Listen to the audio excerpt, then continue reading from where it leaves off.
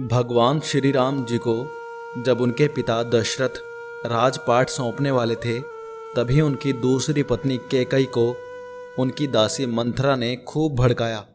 मंथरा ने कहा कि राजा तो आपके बेटे भरत को बनना चाहिए। इसके बाद कैकई ने राजा दशरथ से 2 वर मांगे। पहला, भरत को गद्दी मिलनी चाहिए और दूसरा, राम को 14 वर्ष तक वन में रहना होगा। राजा दशरथ को अपनी पत्नी के वर पूरे करने पड़े। जब भगवान श्री राम जी वनवास के लिए अयोध्या से निकले, तब लक्ष्मण जी ने भी उनके साथ जाने की इच्छा जाहिर की। लक्ष्मण के वन जाने की बात सुनकर उनकी पत्नी उर्मिला भी साथ जाने की जिद करने लगती हैं।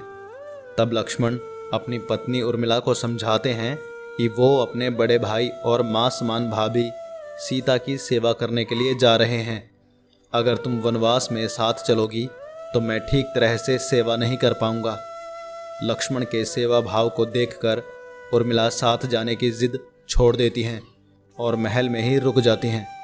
वन में पहुंचकर लक्ष्मण भगवान राम और सीता के लिए एक कुटिया बनाते हैं। जब राम और सीता कुटिया में विश्राम करते थे, तब लक्ष्मण बाहर पहरेदारी करते थे। वनवास के पहले दिन जब लक्ष्मण पहरेदारी कर रहे थे, तब उनके सामने निद्रा देवी प्रकट हुई।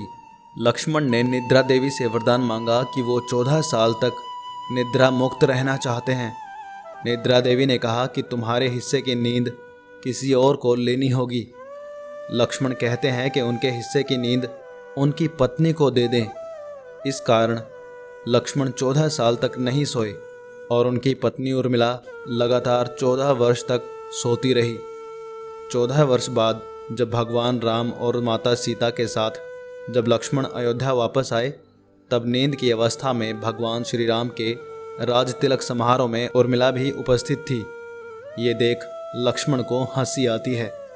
जब लक्ष्मण से हंसी की वजह पूछी गई, तो उन्होंने निद्रा देवी के वरदान के बारे में सब कुछ बताया।